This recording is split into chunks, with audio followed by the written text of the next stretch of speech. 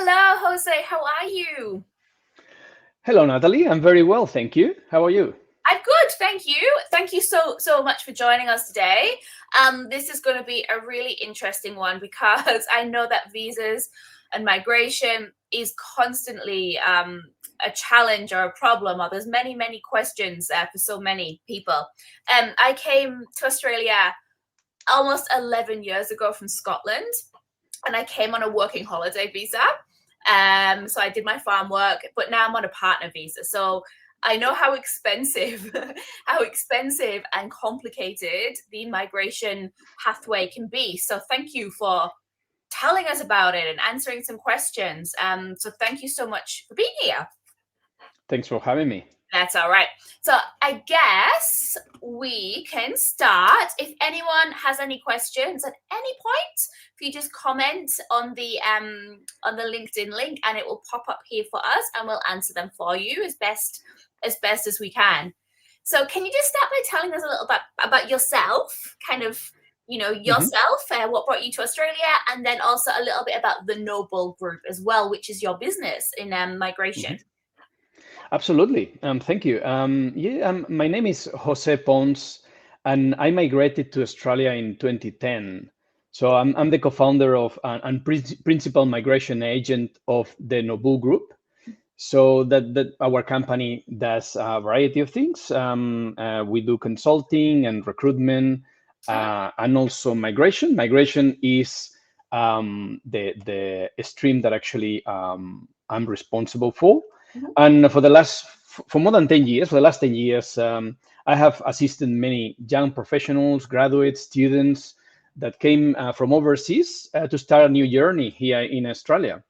So the reason I came, yes, was basically my wife was sponsored by a company here in Australia, and her sister was already in Australia, married with an Australian guy, my brother-in-law.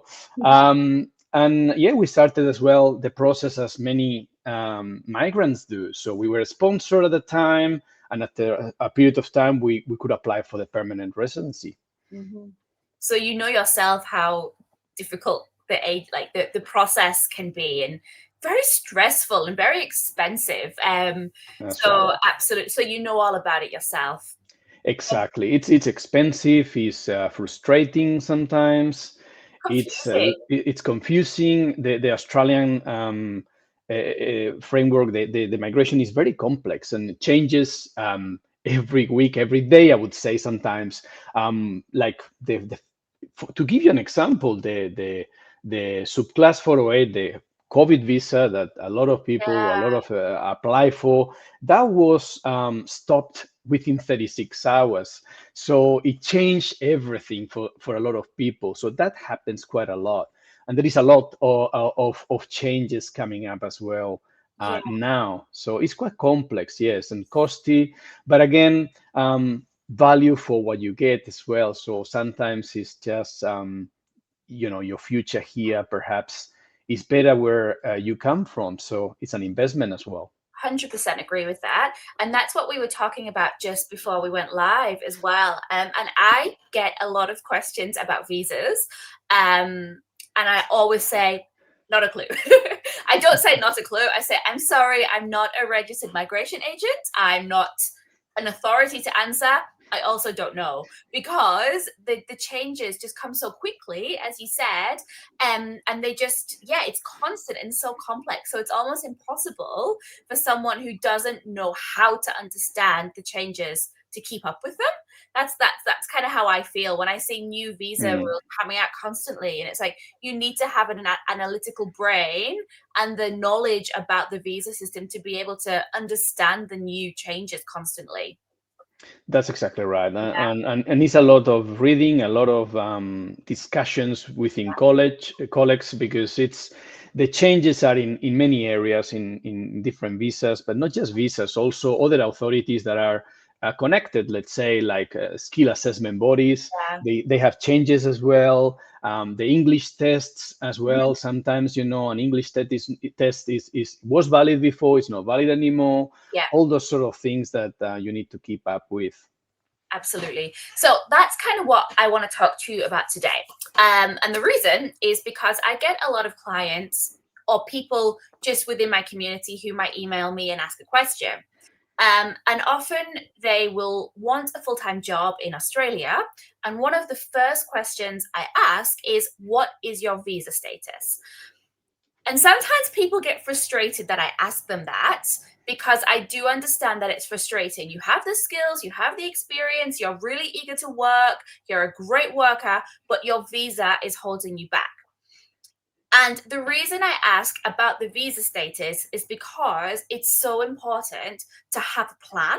So if you don't have a permanent visa now, it's important that you do have the plan for the future, in my opinion, because as someone who speaks a lot to employers, which I'm sure you do as well, it costs thousands of dollars to hire someone to go through the interview, the application process, and then the training process. And if you don't have an almost permanent visa or a plan to get a permanent visa, they're not going to take the risk on you. So it's so important to speak to a professional and also to have a plan in mind. So can you tell us about that from a from Mhm. an expert perspective? Because I don't know the ins and outs. I just know from an employer's perspective is, if you're only on a student visa or you're only on a working holiday visa without a plan to get a more concrete visa, they're not going to hire you. So can you tell us about a plan, what they have to do, what they have to think about, and everything like that for a migration pathway plan? Yeah, that's a great point, Natalie. It's important to have a plan, but it's important to to know as well that employers, look, they are busy. They have their budgets. Yeah. You need to convince them to hire you. Obviously, if you have a visa that has work restrictions, Hmm. that probably it's a barrier in itself, but it's not impossible to get hired with the visas that you mentioned before, like could be a student visa, could be a working holiday visa, but they have an expiry date and they have some restrictions for the length that you can work with working holiday visas, but also the amount of hours that you can work, for example, Hmm. with student visas as well.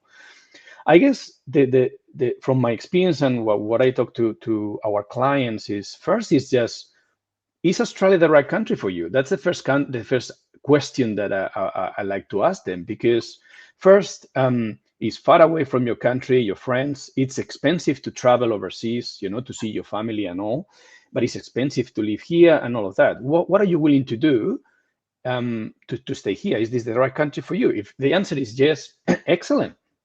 Then, putting aside family visas, like yourself with the partner visa, or business innovation visas, the the visas that normally young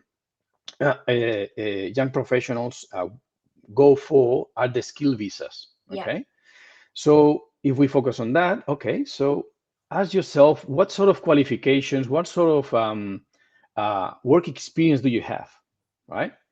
If based on that, okay, so do you want to go after a career based on those qualifications and work experience that you have?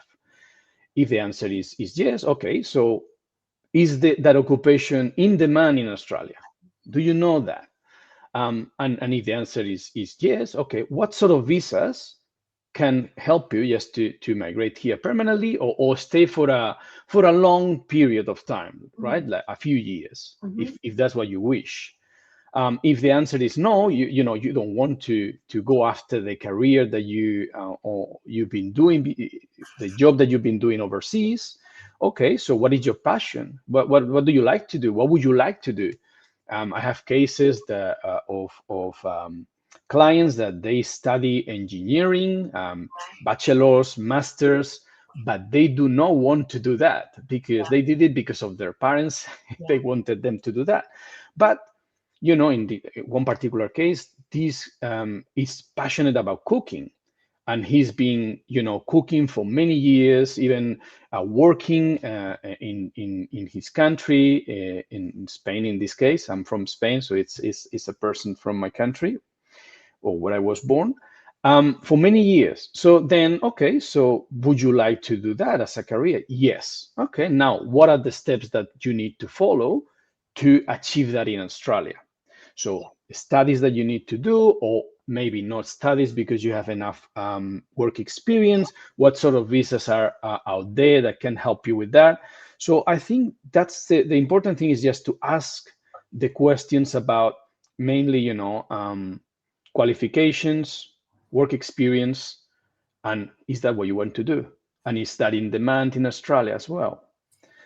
So it's quite a lot of things to think Yeah. about, but to have a plan, you do it in an early stage, you know, you know what to do. So if you want to pursue the career that actually you already study for, Yeah. apply for jobs that actually are in that space. And yes, you will have some restrictions with, um, if you have limitations in your visa, but there is a big shortage in Australia in a lot of occupations. 100%. Yeah. Employers, if they see that actually you are reliable, they see in you that actually they can invest and is a person that can stay with them for a long term, there are visa options there Yeah. that actually employers can even sponsor you if Yeah. you have the right experience, the amount of years that is required, and other requirements as well. But if you have a minimum of 2 years experience, for example, there is a certain visa that if they are willing to invest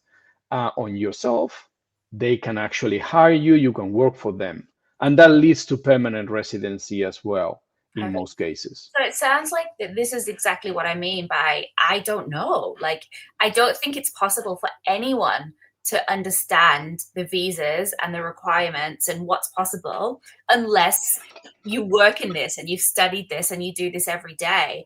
And another, we'll go back to that, but another big mistake I see from clients and people I speak to is that they will say, yes, well, my roommate said, or my roommate did this for their visa and I'm going to do the same.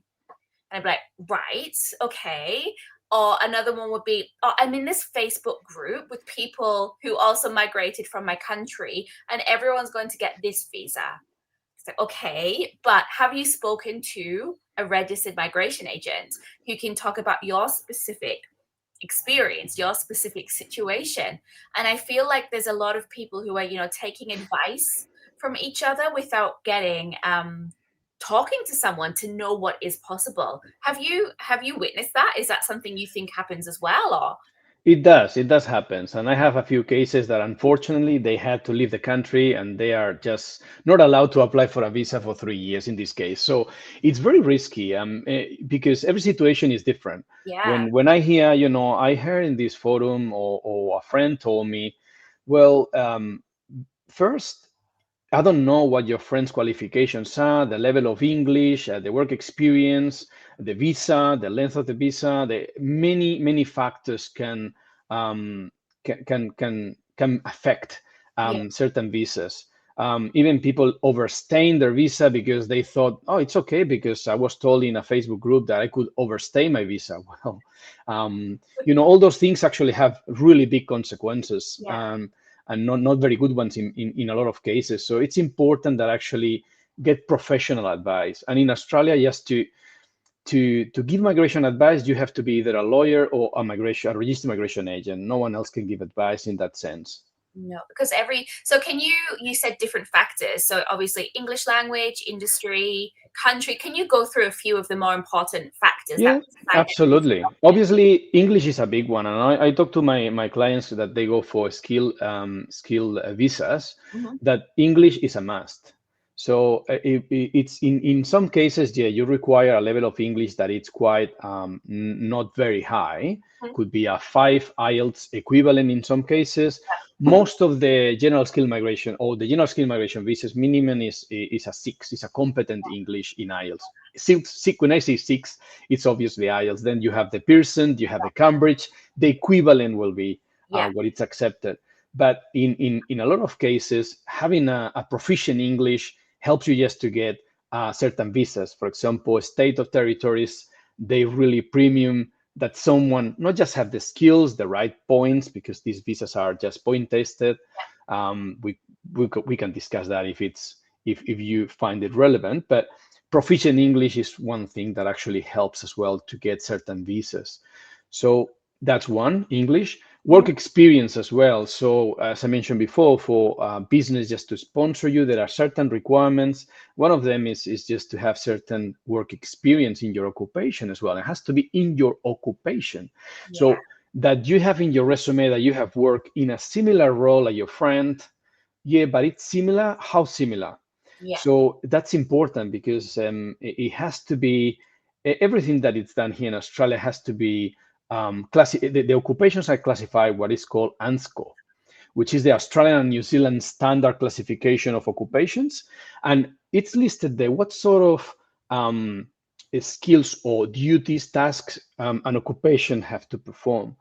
And sometimes, because my friend has very similar to me, working a company that is similar to me, he got it. Why I cannot get it? Well, that's not just enough. Yeah. 100%. And the qualifications, obviously. What sort of qualifications do you have as well? Yeah. And you mentioned the country. That's more for, yeah, for certain visas as well. There is a risk level.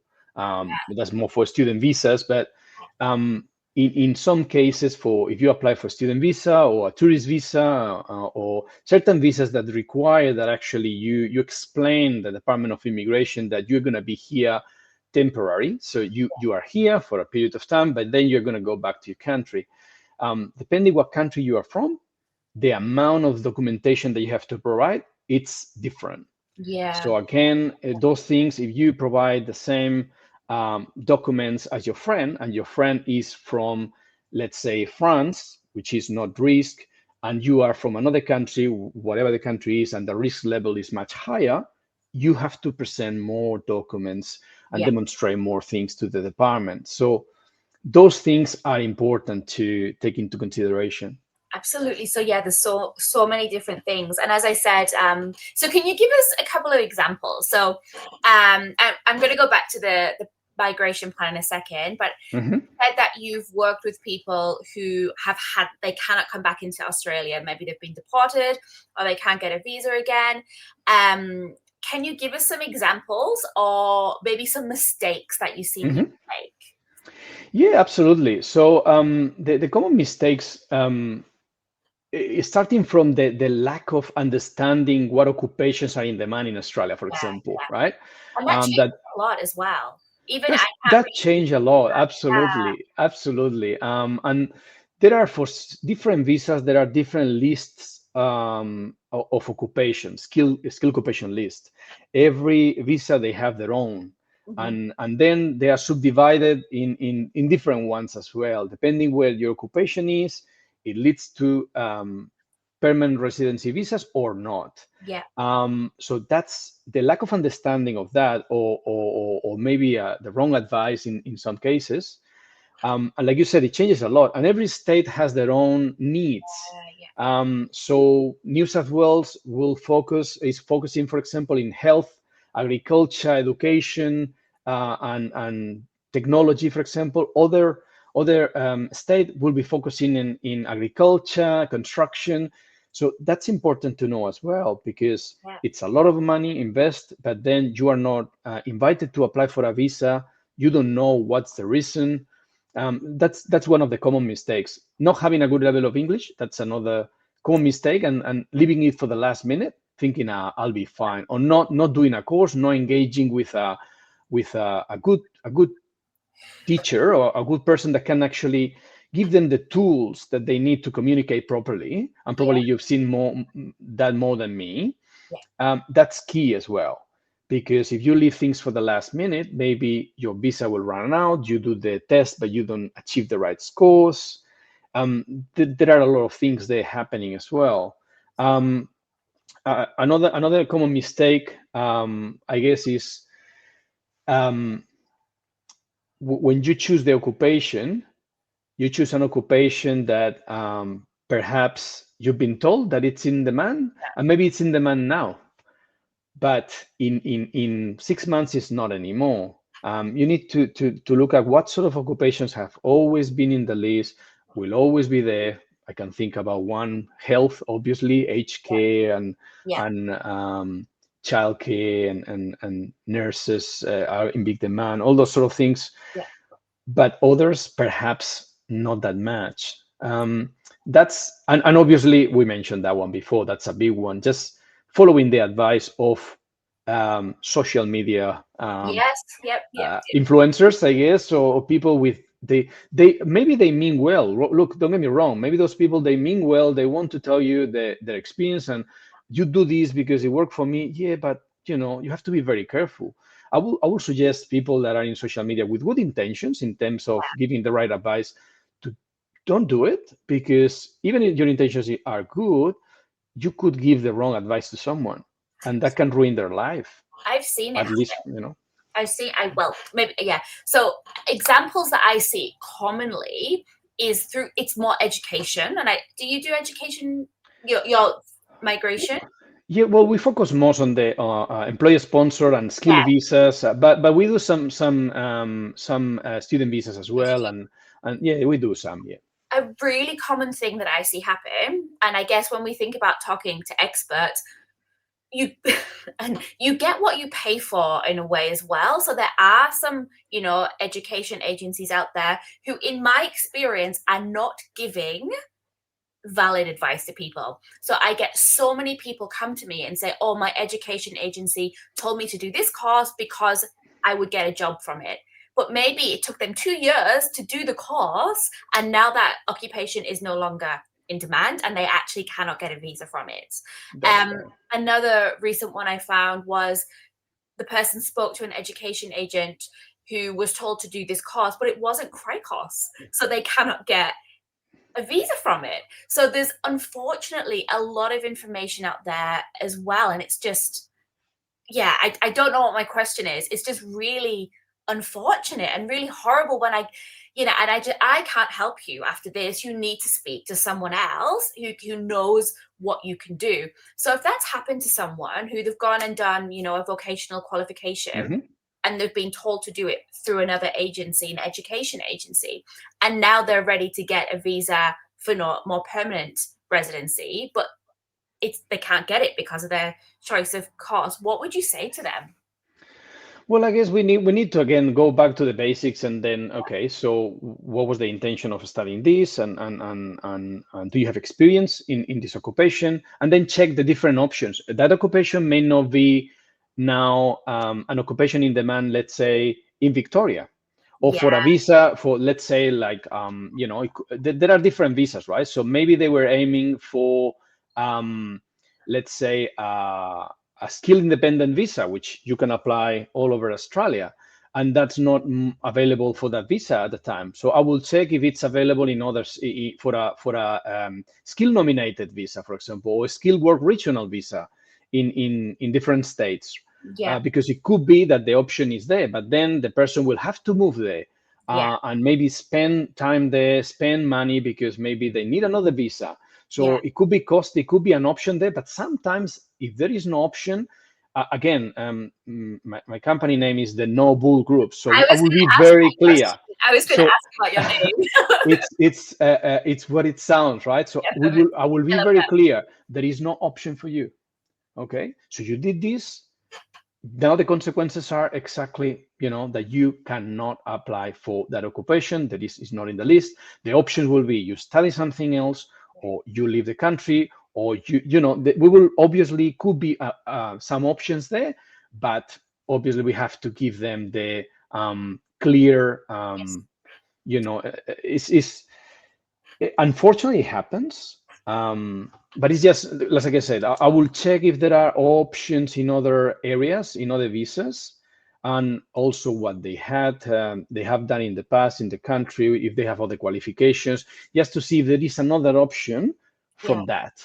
yeah, But unfortunately, like you said, I've seen that as well. yeah, Giving the wrong advice, education agents, unless they have a registered immigration agent with them, or an immigration lawyer, if they give advice, yeah, that's quite risky. And because maybe they are right, or they know that was the case, the advice that they gave was okay for a few months, years, but maybe the law has changed, maybe the demand has changed, they don't know it, wrong advice.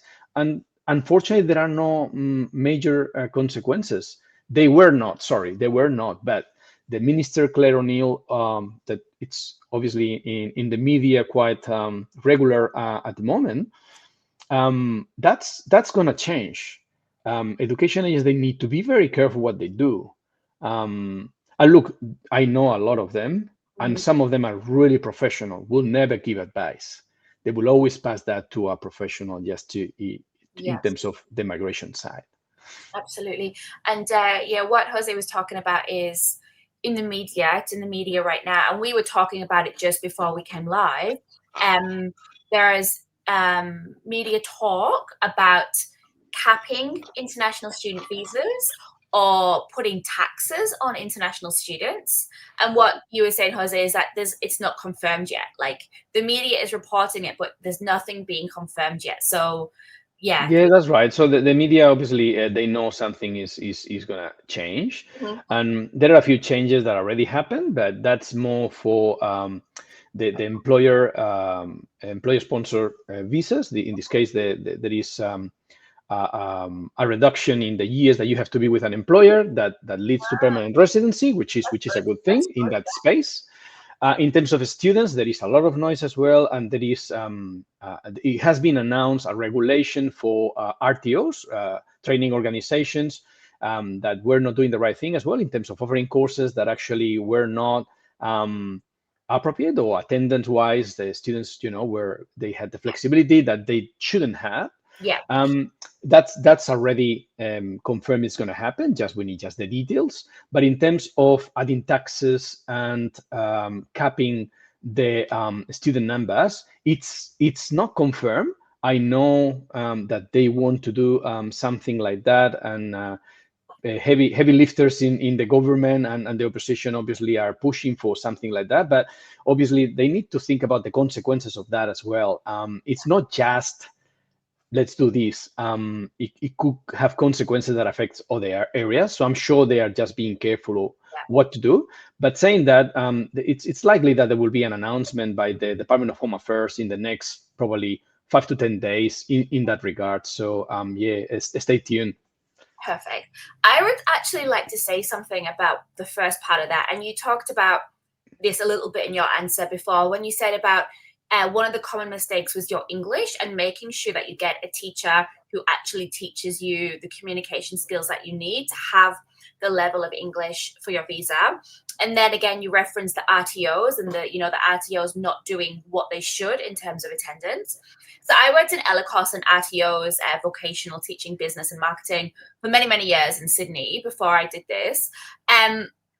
And yes, there are some really dodgy RTOs out there. I've seen it. Unfortunately, I've worked in them. I would like to say, and I'm not bullying anyone watching here, but my experience of students as well is that the majority of you come to Australia and your mindset is instantly about work. It's instantly about work and making money. And a lot of people do try to go to classes as little as possible. And when they're in class, there's some lateness, you're not paying attention, etc., because you're not focusing on your studies. And I understand, you need money, you've got your migration costs, you've got your rental costs, etc. But it's an opportunity to learn the English, especially if you're in a classroom with a teacher who really wants to teach you, because you're going to need that later. You might not think it's important at that point because you're focusing on, money, let's be honest, for your visa, for your living, maybe sending money home. And I understand, but you're going to need those language skills maybe even just 6 months to 12 months later. So if you're in that situation and you are studying, make the most of that situation and actually engage with the studies as much as you can. And as Jose said as well, like the RTOs who aren't following the rules of attendance, because as you know, it's 75% attendance, I think. Is it still that? I think it's 75% attendance that must be upheld. Like the RTOs who aren't doing that, unfortunately, the government is making it really serious that RTOs who aren't following the rules won't really exist anymore. So I guess all I'm saying is make the most of your studies, because as Jose said, you're going to need those English skills later, and you're going to need the professional skills if you're doing a vocational course later to get your visa as well. So really try and make the most of it. That's my preach there. Absolutely. No, I completely agree with you. I completely agree with you. And I've lost clients just because I was really clear with them, just saying, look, you're under a student visa. That means study. You have Yeah. to study. The priority is to study. And I'm doing a case now in Sydney as well that this particular client, her RTO closed down Yeah. because they were not doing the right thing. So it then the stress just to find another one to pay for another course and all that. That's not something that to take lightly. Hmm. And like you said, the English is something very important for the future visas. When they arrive here, I understand that they need to earn money, but they need to, what we discussed from the beginning, to have a migration plan. Yeah. And for the migration plan, you're going to need the English and the studies completed. So you don't have any issues. You have the certificate or whatever you have. It's you're studying. Yeah. It's important just to take it seriously. 100% agree. 100%.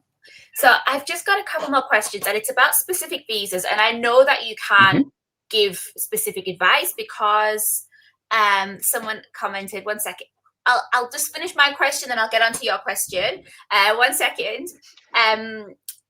I know you can't give specific advice because, as we talked about, there are so many different factors. But Mhm. thinking about the visa struggles that people are having now and the common visas that I'm working with is, number one, the COVID visa.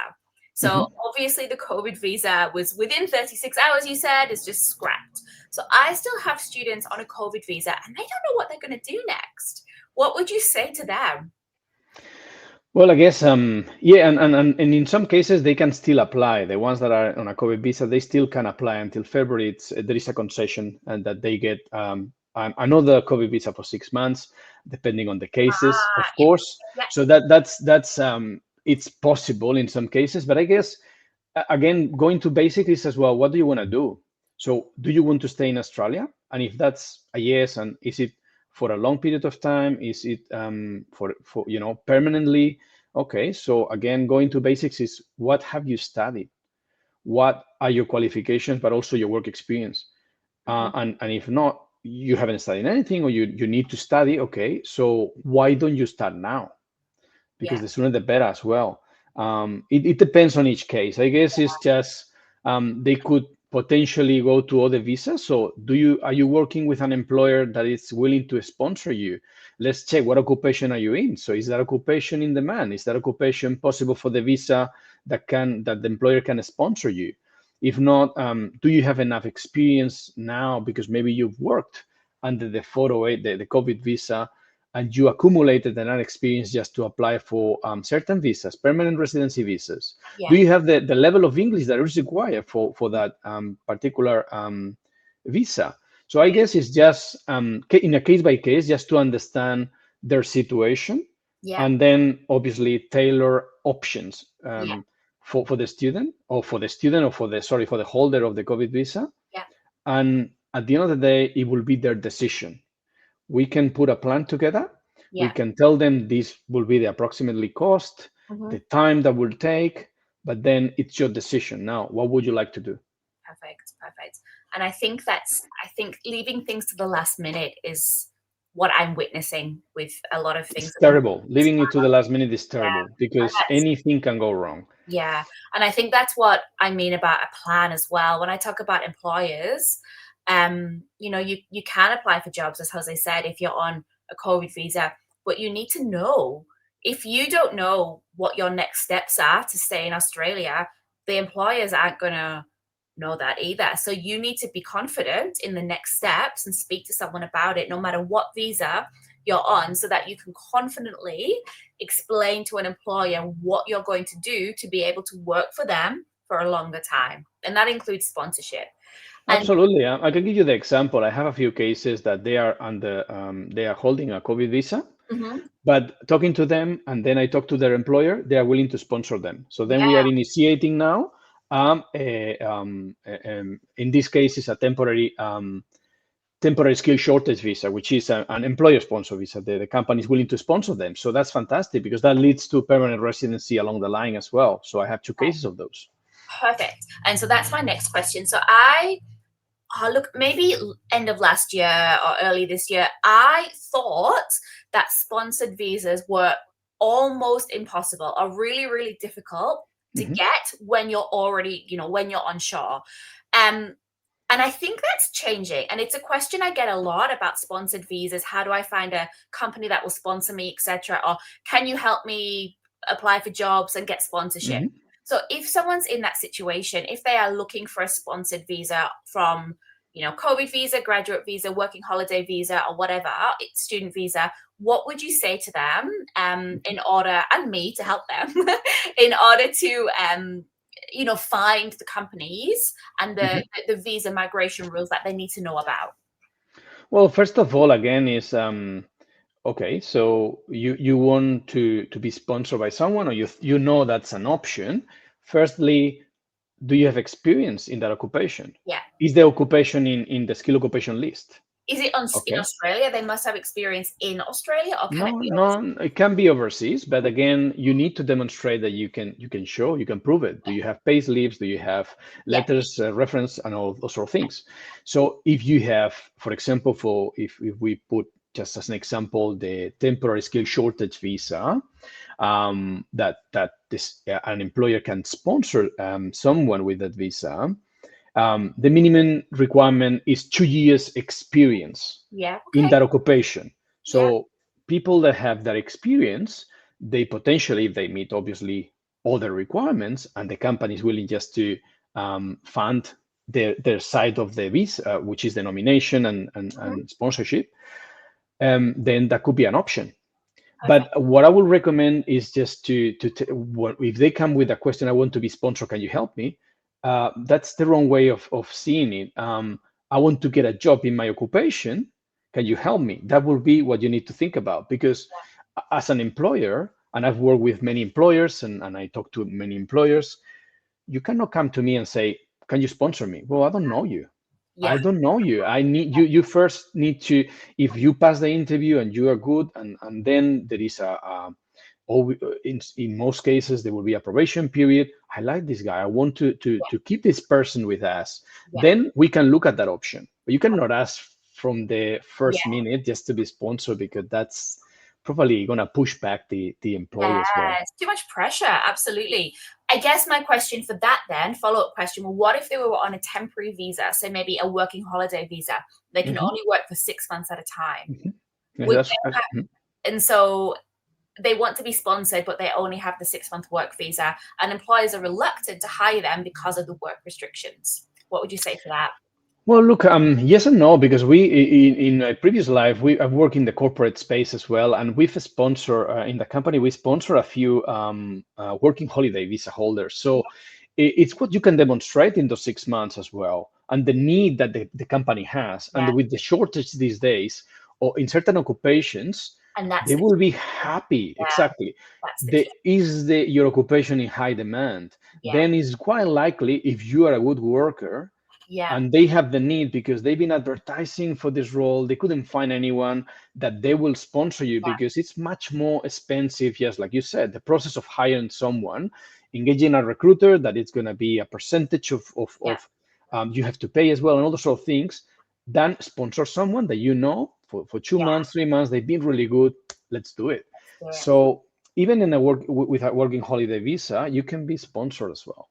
So let me quickly go through the different states, and LinkedIn user, it doesn't have your name. So sorry for not saying your name, but I'll get to your question in just 2 minutes. I'm not ignoring it. I'm just going to finish this question, then we'll get to you and any other questions. Can you quickly walk me through not all of them, but the most in-demand occupations per state? So I know New South Wales, where I am, is healthcare. Yep. And construction. Would construction be a sponsored option as well? Yeah. Look, I don't have now exactly in each state what the demand is, but I can give you, health is everywhere. Yeah. In every state that will be on demand. Yeah. Then construction, WA is big in construction as well, not just New South Wales. Mm-hmm. Then ICT, anything that it's engineering and IT, it's in Victoria, in other states as well. So Oh, it's quite in yeah. demand. So hospitality as well. Hospitality, it's something, chefs are in big demand in most of the states and territories. So I would say, but again, those are the target sectors. For example, like you mentioned in New South Wales, construction, but there is health, agriculture, hospitality. But in the skill occupation list, also you have other occupations that they are not there, and they also are invited to apply for certain visas. Recently, I think at the end of November, there was an invitation round for visas in Victoria, and Mm-hmm. accountants were invited as well. Perfect. So if they are in the skill occupation list, and that could be an option for you, even though it's not in the target list. Perfect. So it's really about possibly relocating as well, like really keep. Sometimes you have more options if you Yeah, relocate, but also you need to check the requirements, because maybe for certain visas they require that you have lived there for 6 months, for right. Yeah, example. yeah, yeah. So you need to check that carefully as well. So many rules. It's impossible to keep up unless you're an It expert. is, yeah. And It's very, just, just to quickly briefly, I don't know if you know them. Do you know Settlement Services International, SSI? There are settlement services that help refugees settle in mhm, Australia, but they have a recruitment division called Work and Stay Now, and they focus on recruiting for regional Australia as mhm. well, because obviously regional Australia is really, really, in demand in terms of skills. And we're That's talking right. to Maria from Work and Stay, who is the recruitment for engineering, IT, and finance, because they are the three Mhm. strategies across regional Australia. Can you briefly tell us about any regional visa options that people might have? Yeah, look, every state has the option of the regional area just to issue certain visa. Or there are certain visas that are an option if you are in a regional area. I mentioned before skill nominated visa, which that's not the regional, but then I mentioned the skill work regional visa. Yeah. So that every state and territory can have from the federal government have a number of visas that they can issue, a quota every Yeah. year, and they have the option of issuing those as well. Then if you look around Australia, Victoria, New South Wales, they have the regional areas, Mhm. but then places like South Australia, all South Australia is regional. Then Yeah. Northern Territory, then you have WA as well. Yeah. Then if you go to Queensland, you have the Gold Coast and Sunshine Coast Yeah. as regional. So there is a vast area that actually, if you're looking for permanent residency and you don't mind to move to regional, obviously the chances are greater. Yeah, for sure. And I think with Work and Stay, who we'll be chatting to next week, they really focus on the areas that are highly desperate for, skills. So it might be regional New South Wales, like Armidale or something like that. But yeah, it's definitely a lot of options to get a career there if it's something that you're willing to do. That's right, and those cities are growing. Wollongong, for example, you mentioned, Yeah. Sydney. I'm in Um, Newcastle, which is regional as well in New South Wales. mm, that's right. Yeah. Are you Sydney? Are you in So Sydney? I'm in Melbourne. I'm Oh, Melbourne you're in based. Melbourne as well. Yeah. Perfect. All right. So we just have a question, LinkedIn user. So a pleasure listening to you. Thanks for the insights. Jose, do you think it is strategic to arrive in Australia, being completely sure that you want to live there and start a migration plan, considering we have never been there before? Good question. What recommendations do you have for a solo young woman professional traveling to Australia for the first time next year, especially in the fields of communication?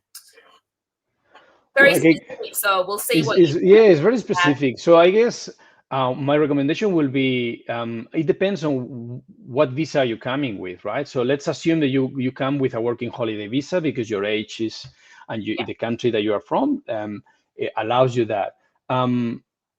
It's good to have that mind that actually I want to migrate there. It's a great country, but probably that's because friends, or maybe you read that actually that's a great country to live. Obviously, Sydney and Melbourne that are always in the top 10, or top 5, I would say, best cities, most livable cities in the world. I think the most important thing is just to first come here and understand, if this is the country for you, which it means, okay, is I like the country, I like people, it's a great country. There are a lot of things to travel, but for your occupation, is that occupation in demand? If you want to, obviously, do that, right? So you say communications. Communications is quite broad, so I'm not sure what sort of if it's communications in the technology or it's communications in the journalist area, um, depending on which one. Obviously, there are different requirements if the occupations are out there.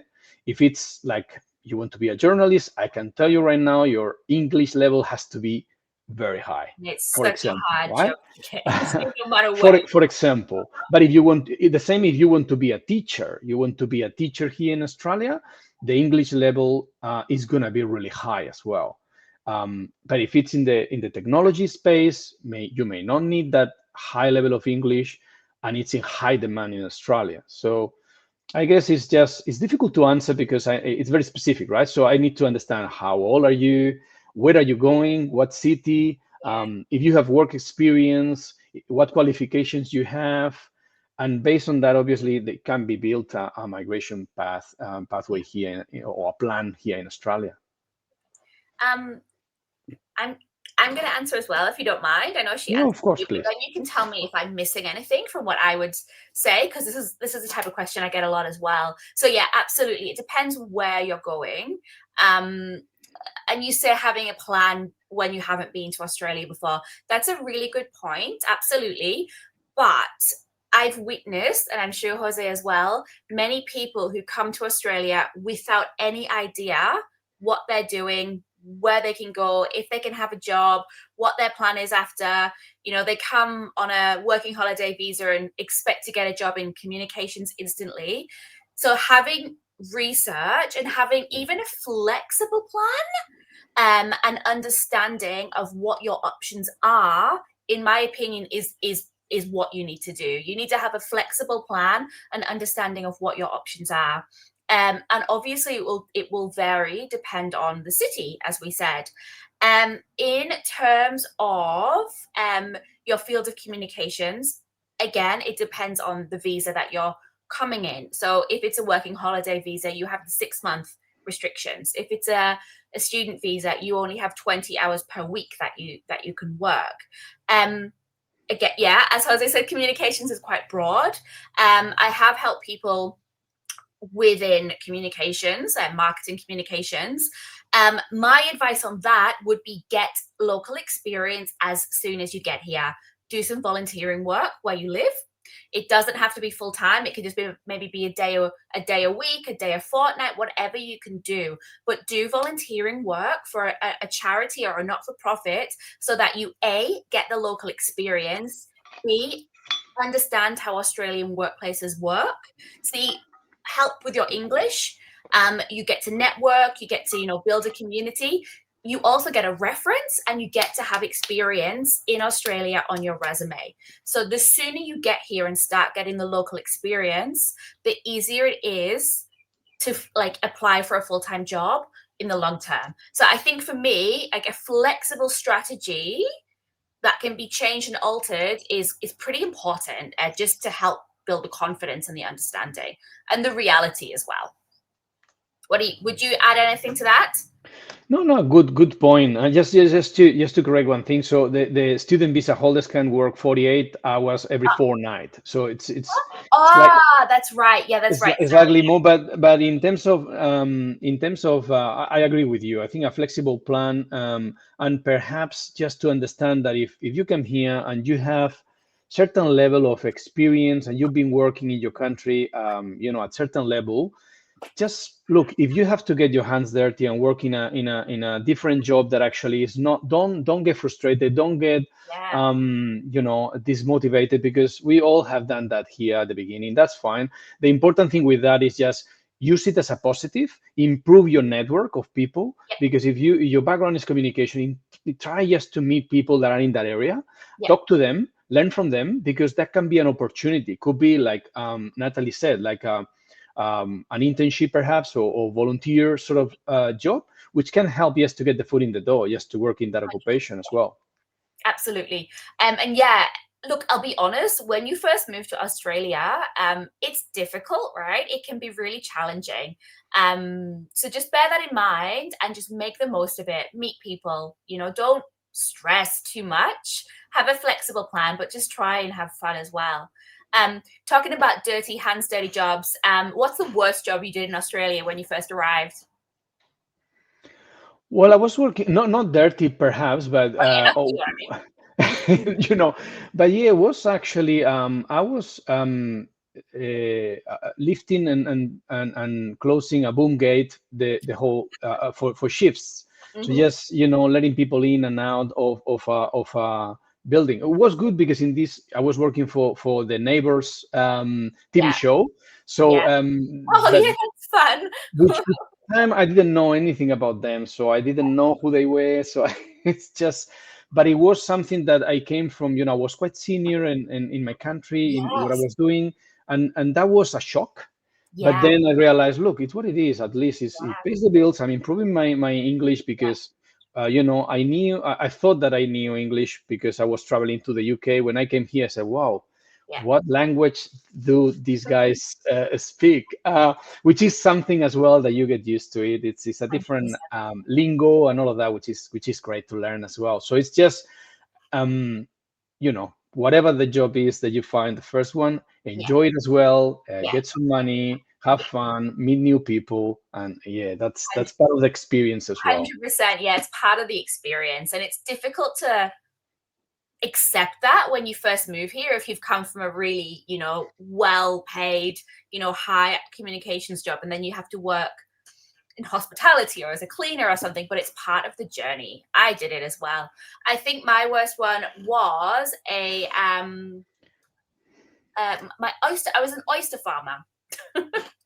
I worked on a boat and had to go in the ocean and shuck oysters, and my hands were horrible and scraped. So yeah, we've all done it.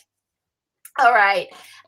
If there's no more questions, that's everything from me. Is there anything else you'd like to say, Jose?